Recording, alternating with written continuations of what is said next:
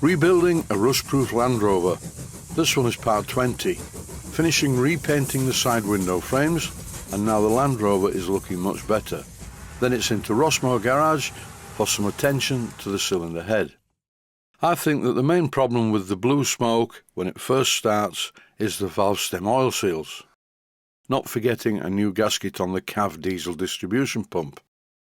A bit of valve grinding and radiator hose replacement won't go amiss.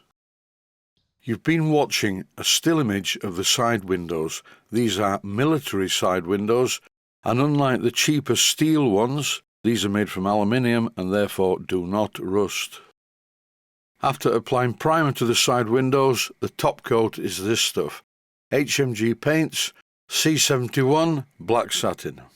It's very easy to apply and gives a great finish.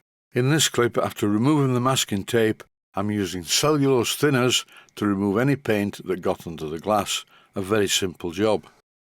And here are the military rust-proof side windows fitted to the Land Rover, and I think they look quite nice. I did them in black because I didn't want everything to be green. The interior is also black. The combination of the checker plate and the steering wheel against the black background inside the cab is good. Obviously, in these clips I also painted the doors the same green as the rest of the Land Rover. And here is a close-up of the rattle can finish on the doors. And really, I think it's not too bad. But please bear in mind that the paint that I used that was in rattle cans was very good quality stuff. It was pretty much like painting a large model steam engine. And here it is from another angle, looking okay. There are some blemishes on it, but that is intentional. It is, after all, a 1971 Land Rover. As usual, I got a negative comment from a YouTube viewer. And the comment was, "Sorry mate, but there is absolutely no such thing as a rust-free Land Rover, no matter how you try and stop it." I rebuilt this Land Rover in 1999, and I can't find any rust on it apart from one of the brackets on the inside of the back tub. And that's very easy to replace. I do agree that it is difficult to achieve a rust-free Land Rover, and this job was not easy. With the exception of the brake calipers and the exhaust manifold, nothing on this Land Rover, including the bulkhead inside and out, is rusty. Now that the structural integrity of the Land Rover is back to how it was in 1999, I'm currently in Rossmore Garage with it because it needs some mechanical work doing to the engine. I hope it's nothing serious. I don't think it is.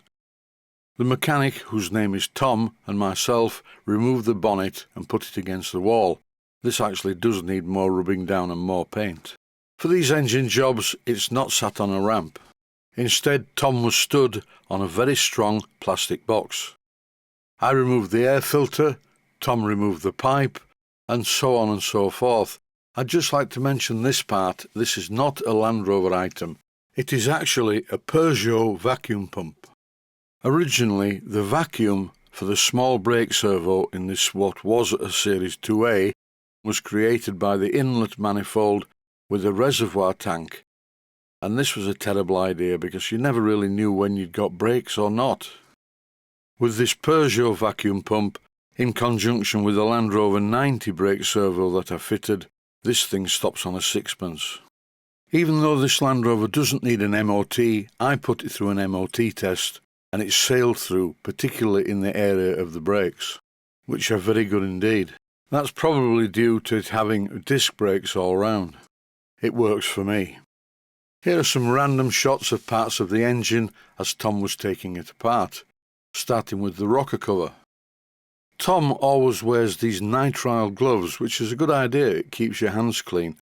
I tried it, but they shredded in no time at all, and they were very tight and uncomfortable to wear. Personally, I always prefer an all-over rubber suit and gas mask combination. That statement, by the way, was a joke.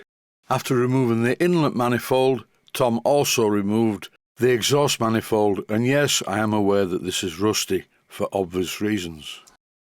This is a bit of a déjà vu for me, because on this particular engine, I've done this before with another cylinder head. I replaced the valves and guides on that particular cylinder head, but I left them a bit tight, People told me that, oh, these are not steam engines, internal combustion engines are far more precise, so obviously I left the parts tight. Then I ran the engine and it started first time, then it went dink dink. That was the noise it made. As the valves stuck in the guides, 2 of them hit the top of the pistons, and that in turn bent a couple of push rods, and that was the end of it. I can't remember where I got this cylinder head from, but I know I didn't bother changing the guides and the valves. At this stage of the job, I was getting a bit paranoid. I wondered if I'd bought the right parts, so I checked the old head gasket against the new one. It was exactly the same as the one that I'd bought. Tom removed the calf pump to have a look at it, and there was the vestiges of a gasket underneath it. Here's a new one which is going to replace it, so now it shouldn't leak oil all over my garage floor. And finally, here is an image of 2 valve stem oil seals.